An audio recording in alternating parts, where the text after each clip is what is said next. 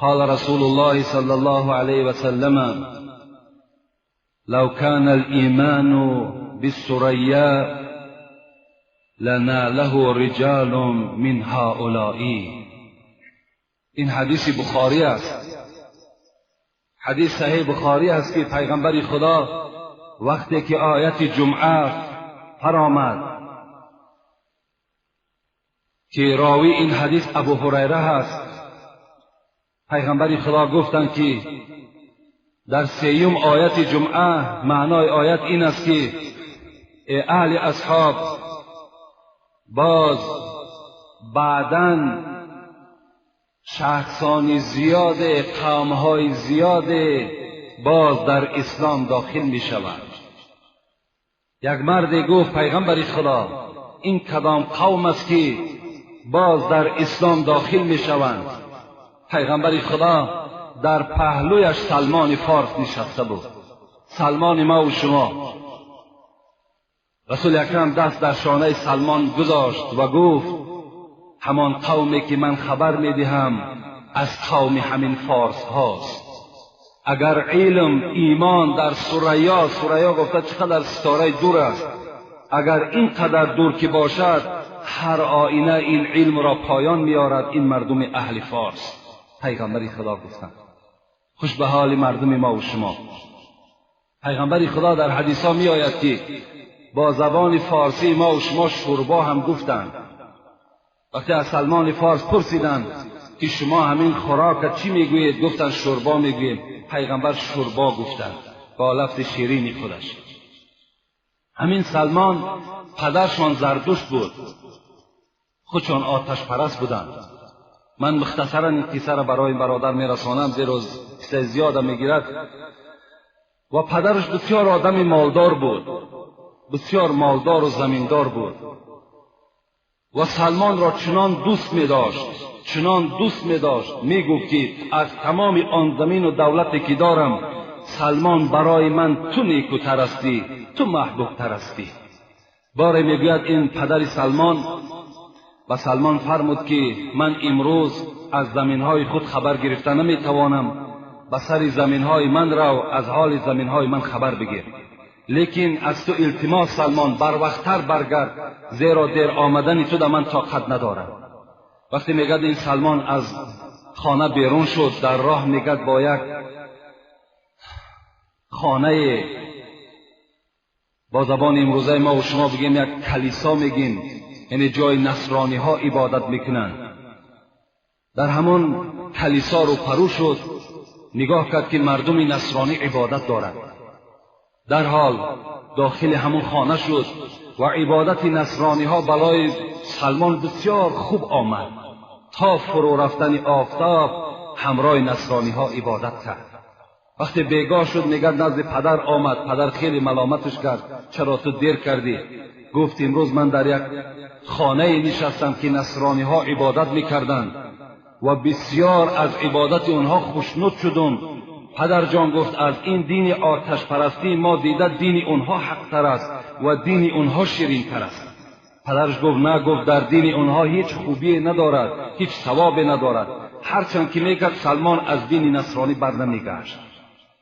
بناگاه پدرش چیکار کرد؟ سلمان در خانه محکم کرد، دیگر نگذاشت که از خانه بیرون شود، زیرا میفهمید که وی این خانه را ترک میکند و از پی دین نصرانی میشود. لکن سلمان که در دلش محبت همون دل نصرانی که داخل شده بود، با کاروان همون مردم اصفهان در اصفهان زندگی میکرد. یعنی تولدش از اصفهان است، اصفهان ایران. با آنها فرمان داد که اگر شما وقتی که به طرف مردم شام حرکت کنین، وی پرسیده بود از اون خانه که ریشه شما در کجاست، عالمهای شما در کجاست. آنها خبر دادند که در ملک شام، یعنی در دولت سوریه، همون حکومت ما، عالمهای زیادی ما اونجا چکار میکنن؟ عبادت میکنن. از این خاطر سلمان همراه کاروان به شام سفر کرد. از خانه پدر خود یعنی راه گریز اختیار کرد و رفت اونجا پرسان کرد که اینجا عالم با قوتترین در کجاست. با او خبر دادم فلان کس عالم با قوتترین ایمان است. وی در خانه وی رفت میگد عبادت میکرد. بسیار سلمان حکایت میکند که این مرد میگد بی نهایت مرد ناخوب بود. مردم میگد صدقه می آوردن، طلا می آوردن که با فقرا و مساکین تقسیم کند، لکن این میگد این مرد همه اونها را در زمین گور میکرد و به کسی نمیداد. وقتی این مرد میگه از دنیا گذشت، مردم آمدن غمگین شدند. من به آنها خبر دادم که غمگین نشوید که این مرد ناخوب است. آن خیر احسانی که شما دادید همه اونها را پنهان کردگی هستند. وقتی مردم گفتن دلیل داری، وقتی رفت زمین میگه کن و طلا و نقره را نشان داد. این مردم به خلاصه آمدن که این پیشوای خودشان به دار بکشند و سنگسار کنند و همچنان میگه معامله بر او کردند. و بعد او میگه یک نفر دیگر در همون ملک شام میگه بسیار عالمی نصرانی با قوت بود. پیش او رفتم، بسیار آدمی خوب بود. در او کس شاگرد ایستادم. وقتی وفاتش نزدیک شد، باز از او توصیه گرفتم به دیگر انسان. همچنان یک سلسله چندین آدم نصرانی ده سلمان فارس شاگرد ایستادند. یعنی دین نصرانی که دین باطله بود با همین دین پیروی میکرد. و ناگاه میگد آخران بار میگد با یک نفر روبرو شدم، یک موی سفید خیلی نصرانی بود و بر من خبر داد که دیگر به کسی شاگرد نشو، میتوانی که به سوی مملکت عرب روی. در کتاب انجیل خبر آمده است که در همین زمانهای نزدیک یک شخص میبراید که 3 نشانه دارد. نشانه اولش همین است که صدقه را نمیخورد. دویم نشانش همین است که مال هدیه را میخورد.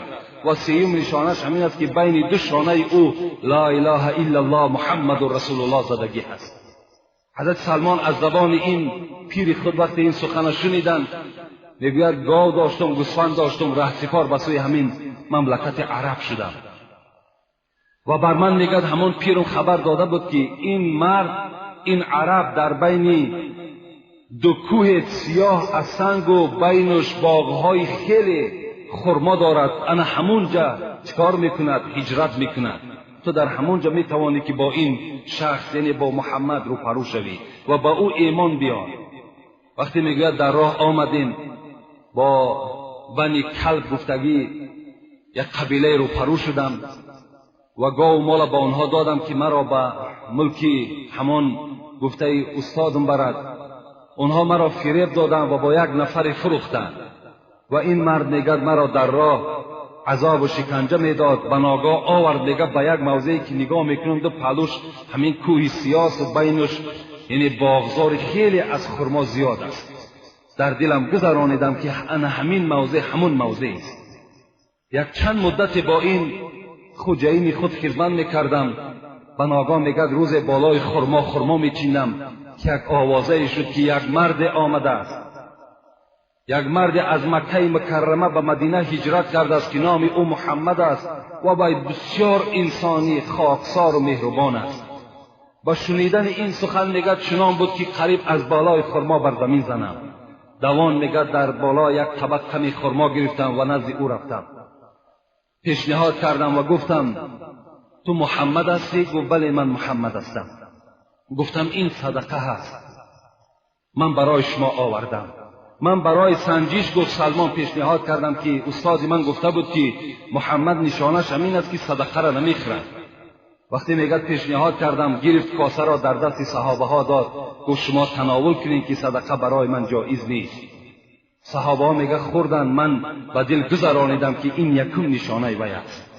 دویم بار باز میگد از پیش او غایب شدم، باز خرمای آوردم و گفتم محمد این هدیه هست.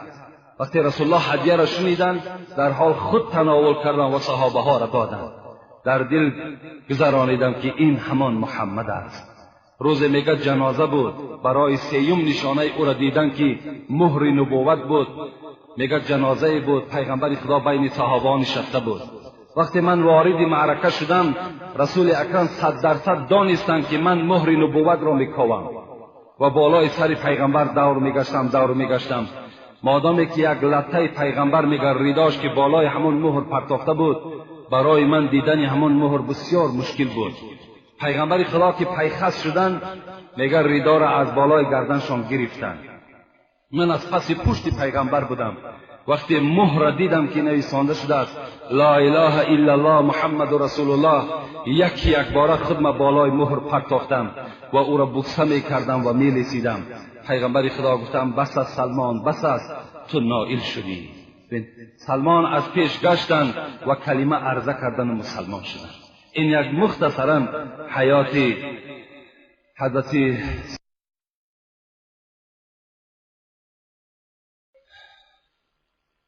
قال رسول الله صلى الله عليه وسلم لو كان الإيمان بالثريا لناله رجال